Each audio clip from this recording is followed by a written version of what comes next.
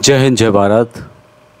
SSC के द्वारा CGL यानी कि कंबाइंड ग्रेजुएट लेवल की वैकेंसी से संबंधित नोटिफिकेशन जारी किया गया। तो इस नोटिफिकेशन के माध्यम से हम डिटेल्स वैकेंसीज़ के बारे में जानेंगे, कितनी वैकेंसीज है, क्या उसकी डिटेल्स रहने वाली है। तो पूरी जानकारी के लिए छोटा सा वीडियो होगा, अंत तक देखिएगा। तो इसके नोटिफिकेशन के माध्यम से हम इसकी जो डिटेल्स है उसको जान लेते हैं।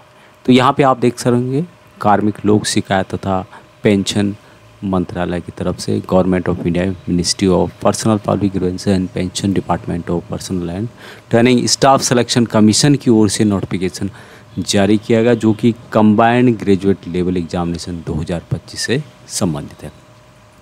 इसमें डिटेल्स बताई गई है, यहाँ पे आप देख सकते हैं। ऑनलाइन के माध्यम से 9/6/2025 से लेके 4/7/2025 तक आप अप्लाई कर सकते हैं इसकी ऑफिशियल वेबसाइट के माध्यम से। Last date and time for receipt of online application, तो 4/7/2025 यानी कि 4 जुलाई 2025 तक आप अप्लाई कर सकते हैं।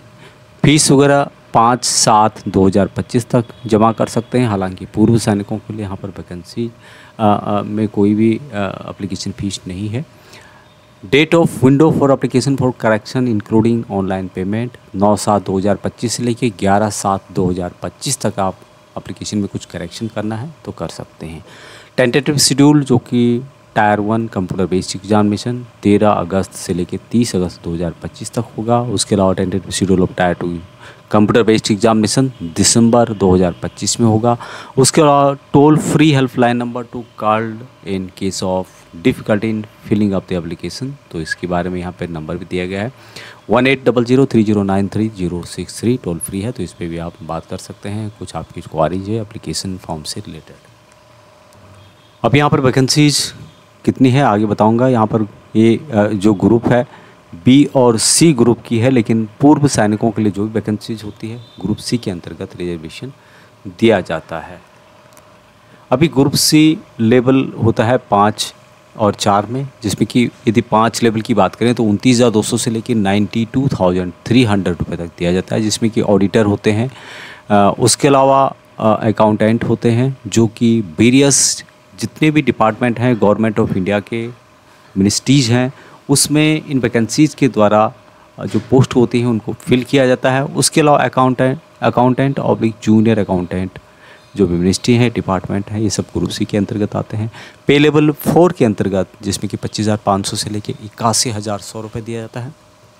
इसमें जो पोस्ट आते हैं पोस्टल असिस्टेंट ऑब्लिक्स सॉर्टिंग असिस्टेंट की वैकेंसीज होती है, सीनियर सेक्रेटरी असिस्टेंट या फिर अपर डिवीजन क्लर्क की वैकेंसीज होती है, सीनियर एडमिनिस्ट्रेटिव ऑफिस असिस्टेंट की वैकेंसीज होती है, टैक्स असिस्टेंट की वैकेंसीज होती है, टैक्स असिस्टेंट की वैकेंसीज होती है। उसके अलावा सब इंस्पेक्टर की वैकेंसीज भी आपको देखने को मिलेगी, यानी कि किसी में भी किसी में फिजिकल भी यहाँ पर रखा गया है। अभी एज यहाँ पर देख सकते हैं आप लोग, कम से कम 18 है। उसके अलावा यहाँ पर 27 साल ग्रुप सी के अंतर्गत मैक्सिमम दिया हुआ है। बाकी जो अदर पोस्ट हैं ग्रुप बी के हैं, उनमें यहाँ पर आपको 30 साल तक भी एज देखने को मिलेगा। किसी में 20 से 30 साल है, किसी में 18 से 30 साल है। इस तरह से यहाँ पर एक पोस्ट और है जो कि inspector of income tax CBDT group C के अंतर्गत ये भी आता है, तो इसके लिए भी पूर्व सैनिक यहाँ पर एलिजिबल रहेंगे। इसमें जो सैलरी दी जाती है लेवल 7 के अंतर्गत है 44,900 से लेके 1,42,400 रुपये तक सैलरी आपको देखने को मिलेगी।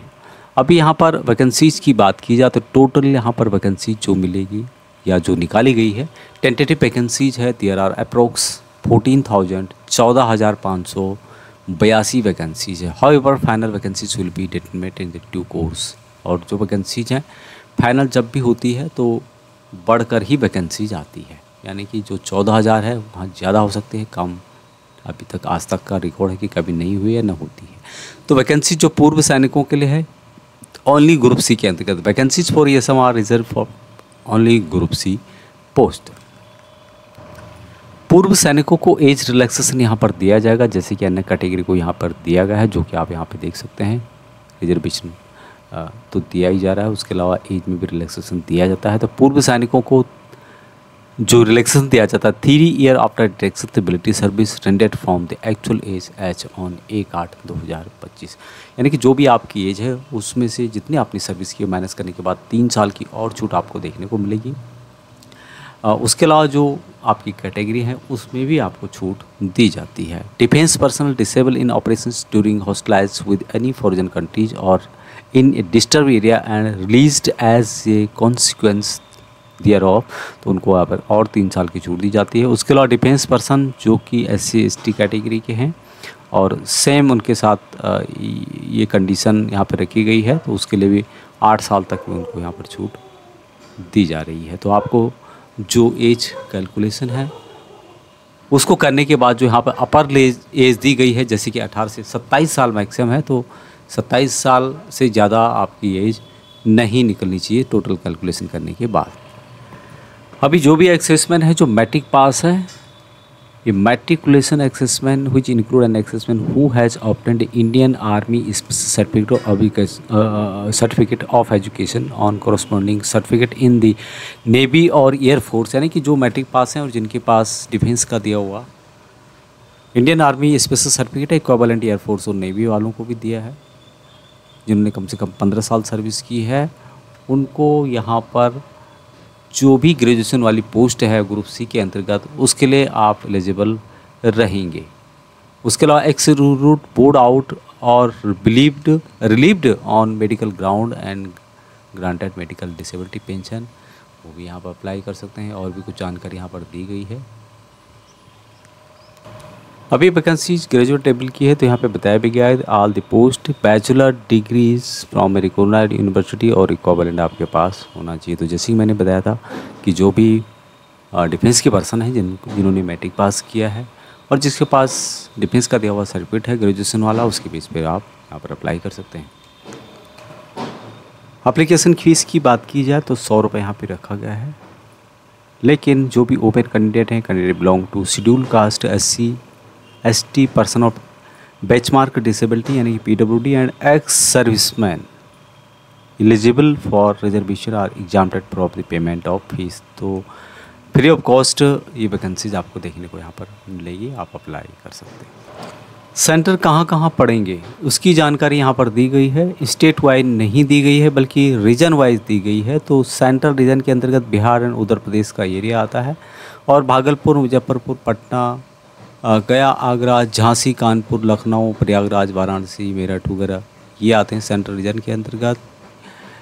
यहाँ पर एग्जामिनेशन सेंटर पड़ेंगे। उसके अलावा ईस्ट रीजन, अंडमान निकोबार, कर्नाटका, केरला, तो यहाँ पर इसके बारे में डिटेल्स बताया गया है। आपका जो स्टेट है वहाँ किस रीजन के अंतर्गत पड़ता है। यहाँ पर साउथ रीजन, नॉर्थ वेस्ट, सब रीजन, नॉर्थ रीजन उस तरह से डिस्ट्रीब्यूट किया हुआ है और उसके अंतर्गत जो भी अलग अलग स्टेट आते हैं उनकी जानकारी भी यहाँ पर दी गई है। थीम ऑफ टायर 1 एग्जामिनेशन की बात की जाए तो यहाँ पर आपके पास 4 टाइप के सेक्शन होंगे, जिसमें कि सबसे पहले होगा general intelligence and reasoning. 25 question होंगे 50 नंबर के, यानी कि प्रत्येक जो क्वेश्चन होगा वहाँ 2 नंबर का होगा। उसके अलावा जनरल अवेयरनेस 25 क्वेश्चन 50 नंबर के, क्वांटिटेटिव एप्टीट्यूड 25 क्वेश्चन 50 नंबर के, इंग्लिश कॉम्प्रिहेंशन 25 क्वेश्चन 50 नंबर के।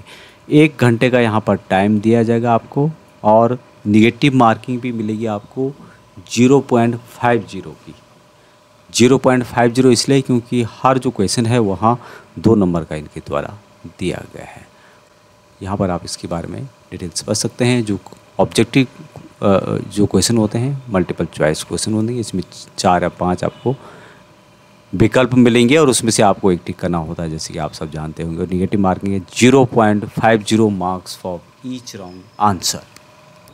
से आप प्री क्वालिफाइड कर जाते हैं, टायर 1 कंप्लीट कर जाते हैं, उसको क्वालिफाई कर जाते हैं, उसके बाद होगा यहाँ पर टायर 2। टायर 2 में होता है यहाँ पर पेपर 1 और पेपर 2, 2 पेपर यहाँ पर होते हैं, पेपर 1 और पेपर 2। अब यहाँ पर आप देख रहे होंगे पेपर 1 है और पेपर 2 है, ये आता है टायर 2 के अंतर्गत। पेपर 1 में सेशन 1 दिया हुआ है, सेशन 2 दिया हुआ है और सेशन 1 में भी सेक्शन 1, सेक्शन 2 और सेक्शन 3 दिया हुआ है। ये सबसे इम्पोर्टेंट है यहाँ पर, ये जो सेक्शन है दोनों के दोनों, ये है यहाँ पर सबसे ज़्यादा इम्पोर्टेंट। मैथमेटिकल एबिलिटी 30 क्वेश्चन आएंगे, 3 नंबर एक क्वेश्चन के लिए दिए जाएंगे आपको, और रीजनिंग एंड इंटेलिजेंस 30 क्वेश्चन आएंगे, 3 नंबर प्रत्येक के लिए दिए जाएंगे। 180 नंबर का होगा, टोटल क्वेश्चन होंगे 60। उसी तरह से सेक्शन 2 में इंग्लिश लैंग्वेज एंड कॉम्प्रिहेंशन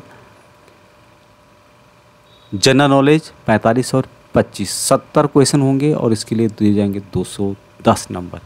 यहाँ पर आपका 1 घंटे का पहले पेपर ख़त्म होगा, जो कि होगा सेक्शन 1। सेक्शन 1 जैसे ही कंप्लीट हो जाएगा, उसके बाद ऑटोमेटिक सेक्शन 2 शुरू हो जाएगा, जो कि 1 घंटे का होगा।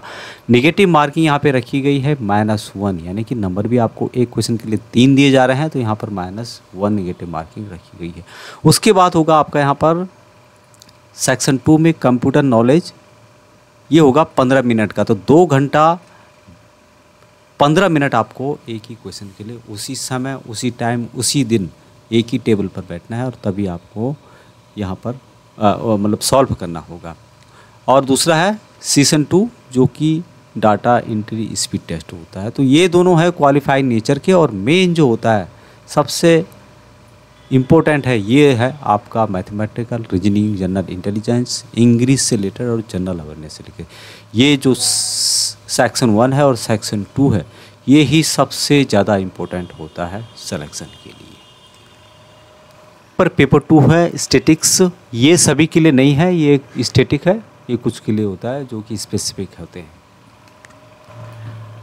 टायर 1 के अंतर्गत कौन कौन सा सब्जेक्ट होता है, कौन कौन से लेसन को कवर किया जाता है, उसकी जानकारी यहाँ पर दी गई है। जैसे कि आप यहाँ पर देख पा होंगे, टायर 1 के बारे में यहाँ पे बताया गया है, और जनरल इंटेलिजेंस एंड रीजनिंग में क्या क्या कवर किया जाता है स्कीम के द्वारा पूरी जानकारी इसमें दी गई है, जो कि आप यहाँ पे पढ़ सकते हैं।